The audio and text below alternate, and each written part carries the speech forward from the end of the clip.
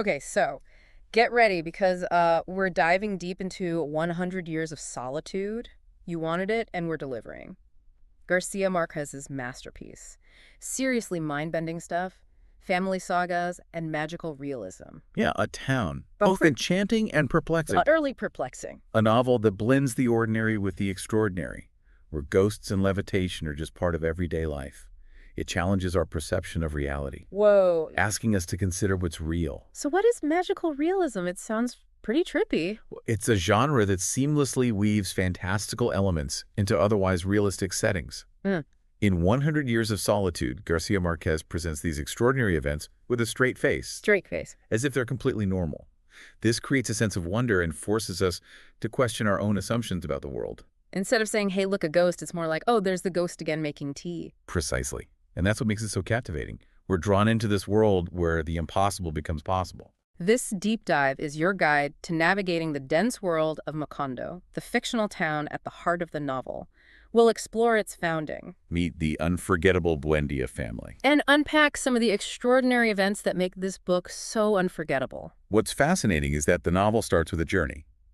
José Arcadio Buendía, the patriarch of the family, leads a group of people across mountains in search of a path to the sea.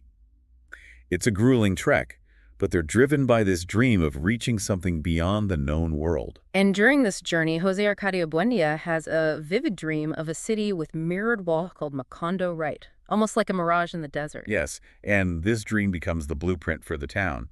But what's interesting is that they never actually find the sea.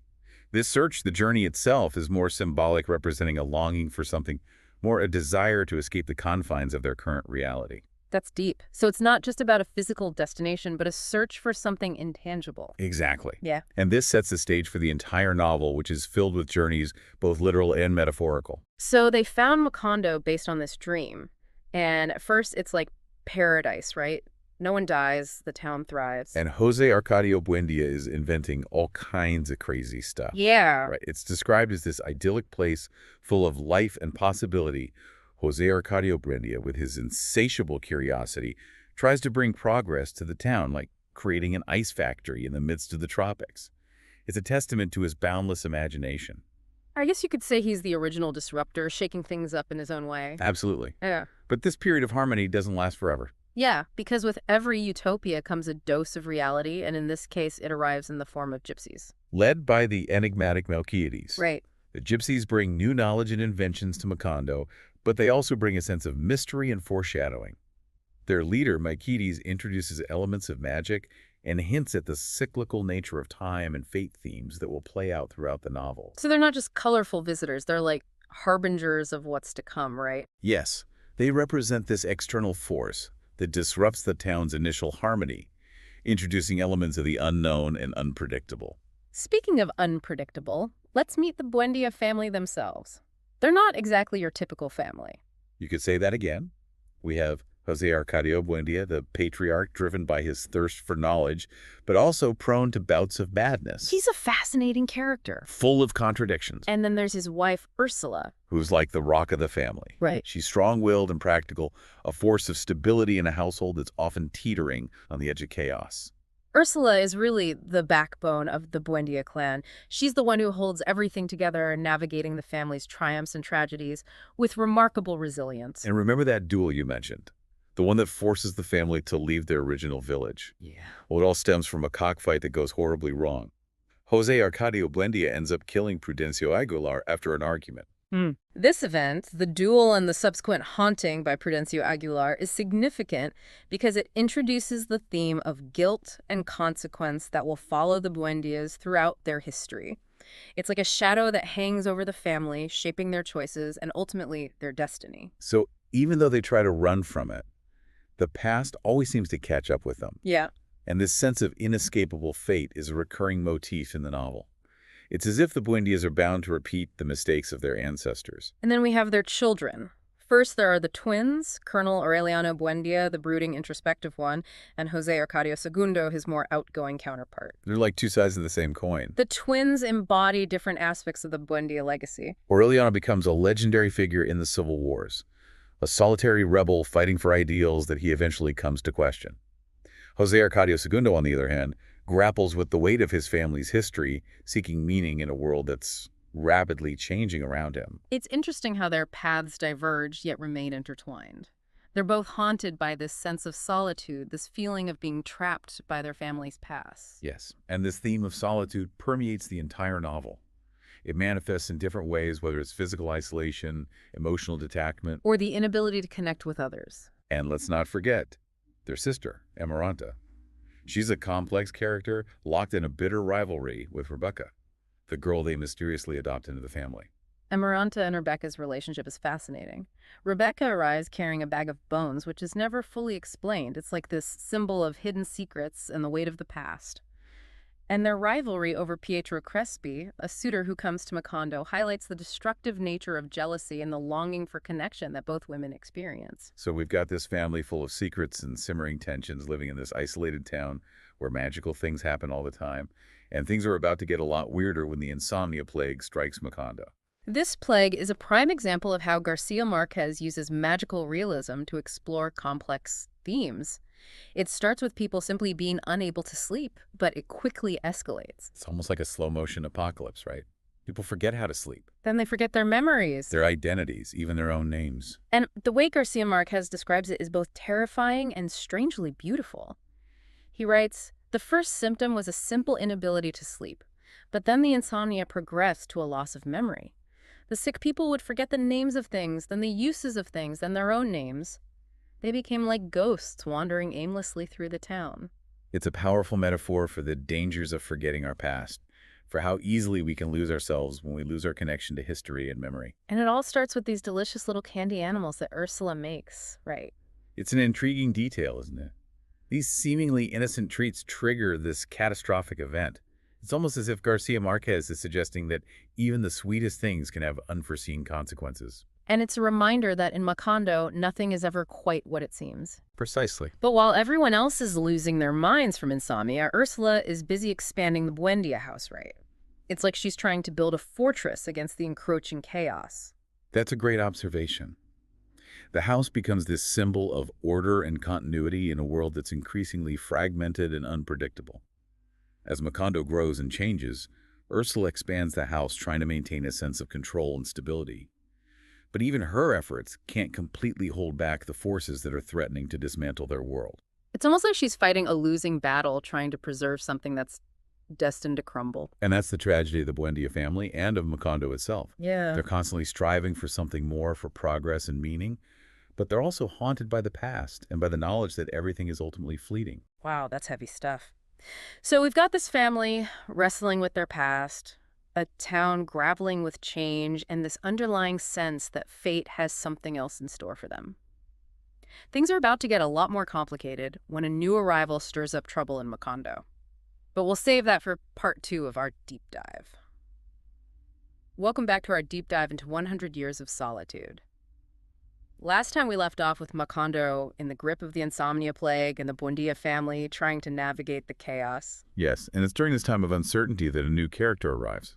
Pietro Crespi, a refined musician from Italy. Oh, yeah. He's brought in to install a pianola in the Buendía house, but his arrival has a much bigger impact than anyone could have predicted. He's like a catalyst, setting off a chain reaction of events that will have lasting repercussions for the family. Exactly.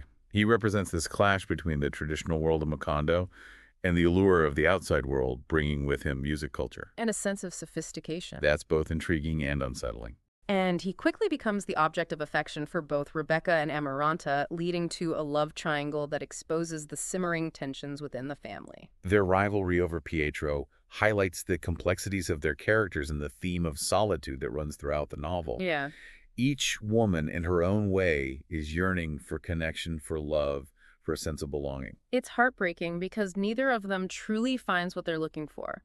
Rebecca, heartbroken after Pietro chooses. Amaranta makes a rash decision and marries her adopted brother, Jose Arcadio. Whoa.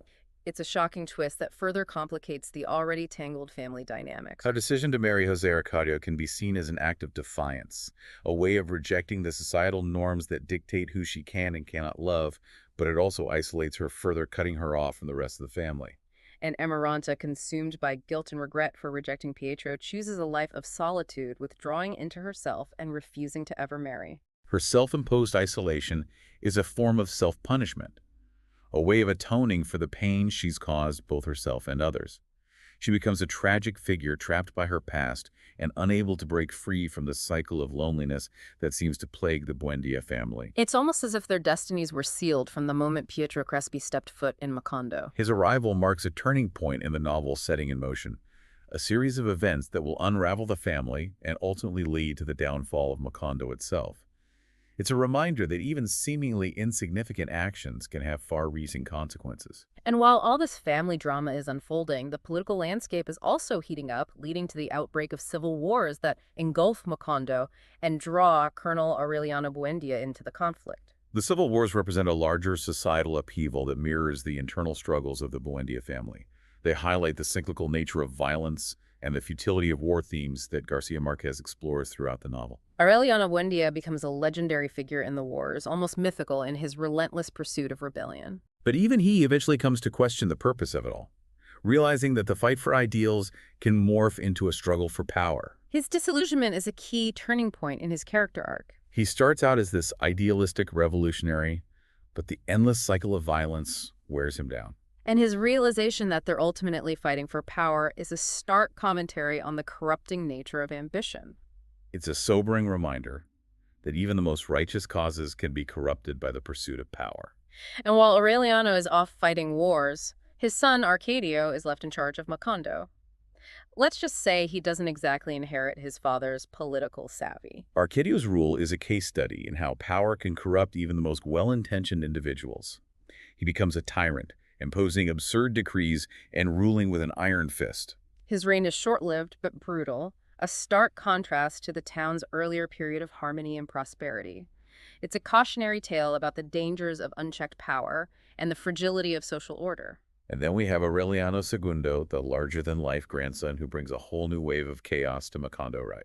Aureliano II embodies excess and indulgence. He's known for his lavish parties, his love for petricotes, and his almost mythical ability to eat. Remember his epic eating contest with the elephant? Oh yeah, Camila Sagastum, the legendary eater. That scene was incredible, a testament to Garcia Marquez's ability to blend humor and the absurd into even the most serious of situations. But all that excess eventually catches up to Aureliano II, right? Yeah. He goes from riches to rags, mirroring the town's own decline. And it's during this period of decline that we see the arrival of the Banana Company, marking a significant shift in Macondo's history. The Banana Company brings both prosperity and exploitation to Macondo. They bring jobs and modernize the town. But they also exploit the workers, leading to unrest. And ultimately to a horrific massacre that will forever stain the town's history. The Banana Company represents the intrusion of foreign powers and the disruptive effects of capitalism. Their presence transforms Macondo, bringing both progress and devastation. The massacre of the striking workers is a turning point, marking the beginning of the town's final decline. It's a chilling episode that highlights the brutal realities of colonialism and the lengths to which those in power will go to maintain control. The company, with the backing of the government, silences dissent with brute force, and the truth is suppressed, leaving the townspeople living in a world of manufactured reality. Amidst all this turmoil, Colonel Aureliano Buendia retreats further into himself, becoming a recluse obsessed with making tiny golden fish in his workshop. It's like he's trying to create order out of chaos, but even his intricate creations can't undo the damage that's been done. It's a poignant reminder that even the most hardened warriors can be broken by the weight of their experiences. And then we have Fernanda del Carpio, the wife of Aureliano II. She comes from a very different world, bringing with her a rigid sense of morality and tradition that clashes with Macondo's chaotic energy. Fernanda is a fascinating character. She's obsessed with appearances, determined to maintain a facade of respectability, even as her family falls apart around her. She represents this clash between old and new, the rigid traditions of the past versus the evolving realities of the present. And she's also the one who hides the fact that Aureliano II has a son with Petricotis, a secret that will have major consequences for future generations. It's a secret that underscores the destructive nature of denial and the ways in which societal expectations can warp individual choices. Her refusal to acknowledge Aureliano's other family sets in motion a chain of events that will further fracture the Buendia clan.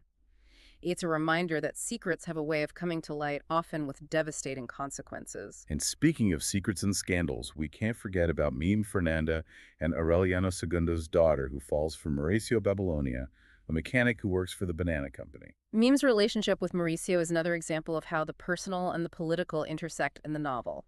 Their love affair is forbidden, a symbol of the clash between the old world of the Buendias and the new world represented by the banana company.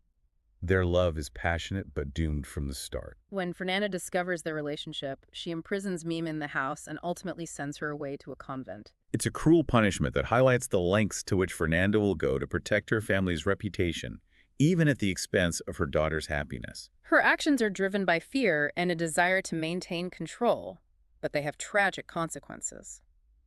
Mim is silenced, her love denied, and she's left to bear the scars of her mother's tyranny. It's a stark reminder of how societal expectations can stifle individual freedoms and perpetuate cycles of pain and oppression. And the consequences of their affair don't end there. Mim gives birth to a son, Aureliano Babylonia, who becomes the last in the Buendia lineage. He's born into a world that's crumbling around him, inheriting the weight of his family's history and the burden of their tragic fate. His birth represents both a continuation and a potential break from the family's cyclical fate. He's the product of a forbidden love, a symbol of rebellion against the constraints of tradition. But he's also born into a world on the brink of collapse, and the question remains, can he escape the destiny that seems to have been preordained for him? It's a question that hangs heavy over the final chapters of the novel, as Macondo itself begins to succumb to the forces of decay and destruction. But we'll delve into that in the final part of our deep dive. Welcome back to the final part of our deep dive into 100 Years of Solitude. We've journeyed through Macondo's vibrant beginnings, witnessed the Buendia family's triumphs and tragedies, and felt the weight of history pressing down on the town. And as the novel reaches its climax, we see Macondo succumbing to a sense of decay and disillusionment. The once thriving town is now a shadow of its former self, its inhabitants consumed by apathy and resignation. It's like the life has been sucked out of the town, leaving behind a ghost of what it once was. Even the rain, which once symbolized cleansing and renewal, now seems to contribute to the town's decline. It's described as an incessant downpour, relentless and unforgiving, mirroring the sense of hopelessness that has settled over Macondo. And Ursula, the indomitable matriarch who held the family together for so long, is fading away both physically and mentally. Her decline is heartbreaking to witness. Yeah. She's losing her sight, her memory, her connection to the world around her. She represents the last link to Macondo's founding and its brief period of glory. And her fading away signifies the end of an era. It's like the town is dying along with her. And amidst this atmosphere of decay and despair, the final generation of the Buendias struggles to make sense of their legacy and the town's inevitable demise. They're caught between the weight of the past and the uncertainty of the future, grappling with the knowledge that their family's history is filled with both greatness and tragedy. And it's Aureliano Babylonia, the illegitimate son hidden away by Fernanda, who ultimately uncovers the final prophecy of the town's destruction, a prophecy written by Melquiades centuries earlier. Talk about a full-circle moment. This prophecy, written in a language only Aureliano Babylonia can decipher, foretells the entire history of Macondo, including its ultimate fate. It's a mind-blowing revelation, right? The idea that their destiny was recorded centuries ago. That their lives have been unfolding according to some grand plan. Speaks to this theme of predestination that runs throughout the novel. It raises questions about free will. And the power of fate. Leaving us to ponder whether we're truly in control of our own destinies. It's both fascinating and terrifying to think about. And as Aureliano Babylonia deciphers the prophecy, a devastating hurricane sweeps through Macondo, fulfilling the prediction that the town will be wiped off the face of the earth. It's as if the town itself is being swept away by the winds of time, erased from existence. That final scene is so vivid and haunting. Aureliano Babylonia is reading the last lines of the prophecy as the wind tears the manuscript from his hands. And the town is literally vanishing around him. It's a powerful and symbolic ending, full of both tragedy and a strange sense of peace.